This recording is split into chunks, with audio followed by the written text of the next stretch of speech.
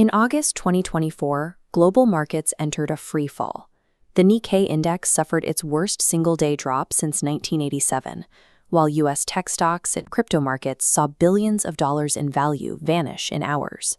This global panic was triggered by a specific policy shift in Tokyo.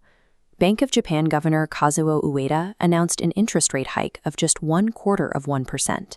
It seems impossible that such a minor adjustment in one country could wipe out trillions of dollars of wealth across the entire planet.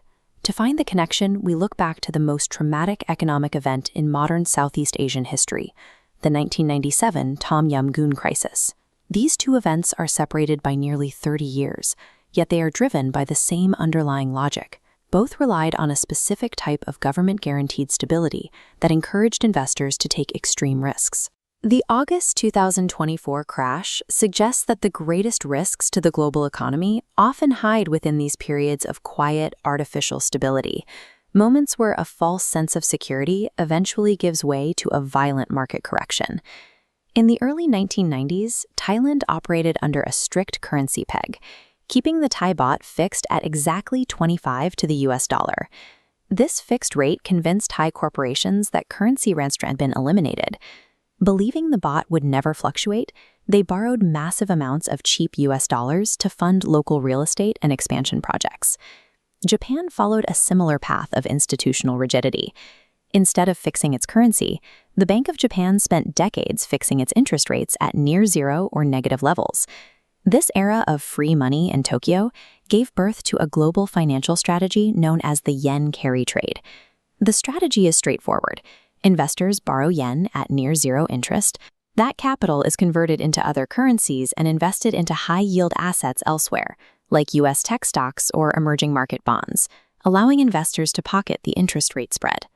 Over the course of several decades, this carry trade injected trillions of dollars of artificial liquidity into global financial markets. By guaranteeing a risk-free environment through fixed rates or fixed currencies, these policies encourage the world to leverage itself to a dangerous breaking point. Thailand's guaranteed stability abruptly collapsed in 1997. Speculative attacks exhausted the country's foreign reserves, forcing the government to float the baht, which immediately lost half its value. This collapse doubled the debt burden for Thai companies overnight.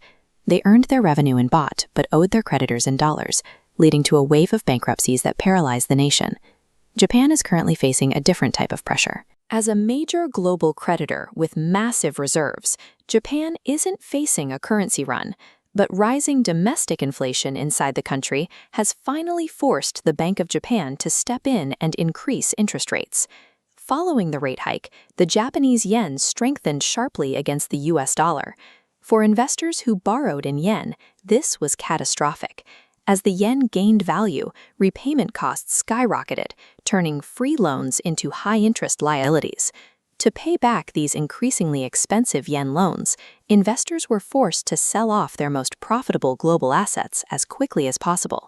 The 2024 market crash was the result of the world's largest creditor calling in its debts.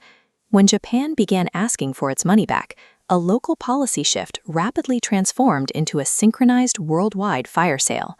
The era of cheap yen-funded liquidity is ending.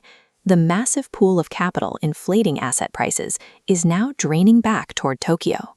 Thailand is feeling the impact through capital outflows.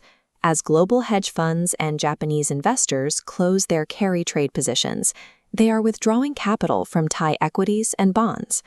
This withdrawal creates extreme volatility for the Thai baht and pushes up the cost of borrowing for local businesses.